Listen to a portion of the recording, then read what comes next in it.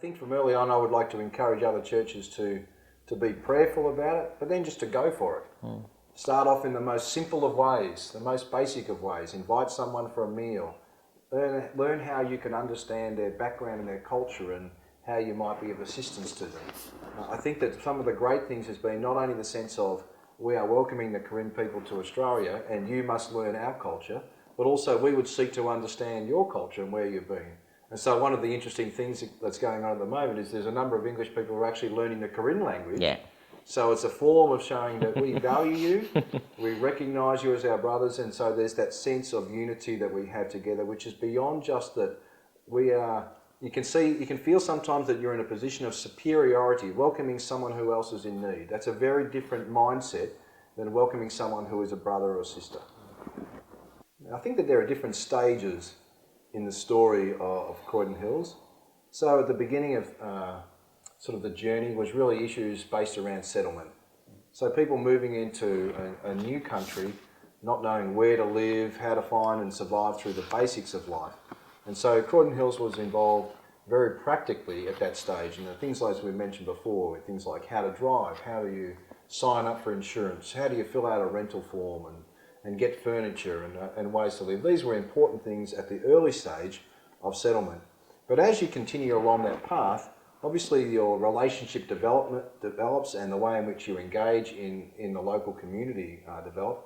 And so there's new opportunities in terms of development and integration into the life of a church and also a local community. And so those next steps they're a little bit harder to measure. It's very simple in a sense to say, Moo Hei, I can provide you with a couch.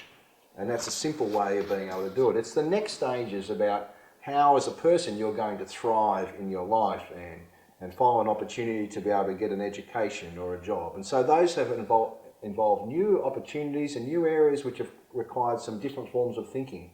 So some of the things that have been involved is in terms of going on trips to the border region to get some cultural understanding, to try to learn some different parts of language to be able to communicate together. They're the next sort of stages. And I think that for us as a church, when we think about what some of the challenges have been, obviously that language is the obvious one. Yeah. But sometimes it's been the different styles about how we communicate, isn't it? How we run a meeting together, or the way in which in the Karen community, the pastor is kind of preeminent. And so Moo Hei, how he has to do ministry as a pastor is quite different than, for example, how I might do ministry as a pastor and those demands that are part of it. We kind of learn from each other in this way. One of the things that's been exciting for me to be able to see is how we learn from each other as leaders, and just kind of gradually along the path we keep learning and developing some of those skills. But some of your volunteer leaders, your deacons and things, they've also been involved in kind of pastoral care.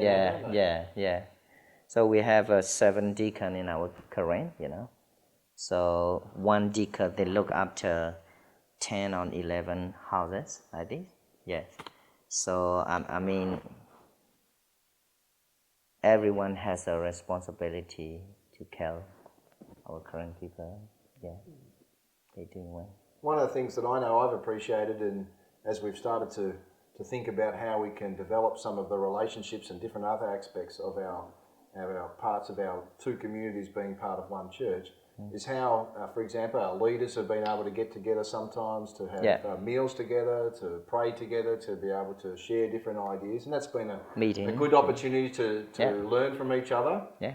And one of the things that's probably a little bit different about the story of Croydon Hills is that it's been often driven by the adults of the communities.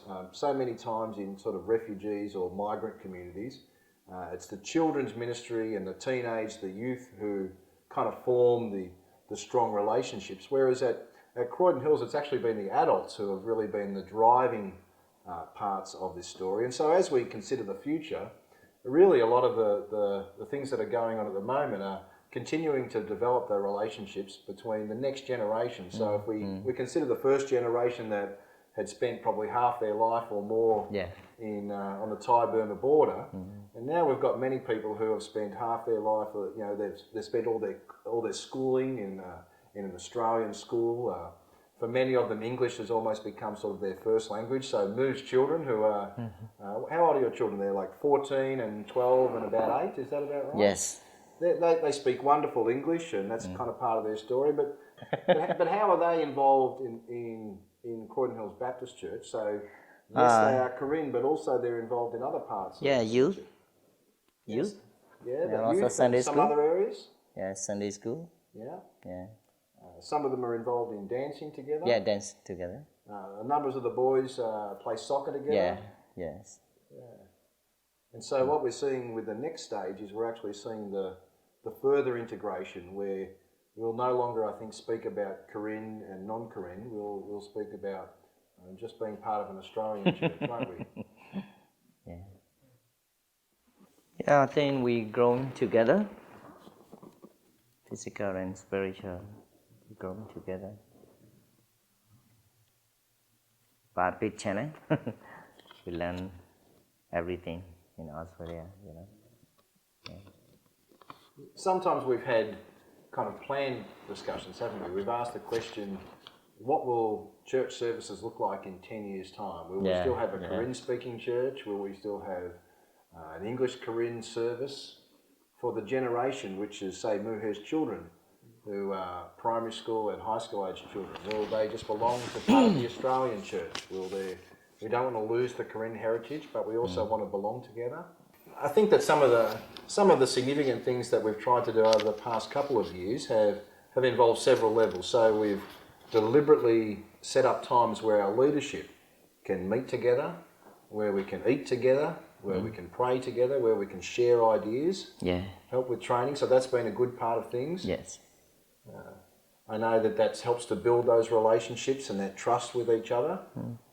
Share experience, you know, like we have a current deacon and also, you know, English-speaking deacon also.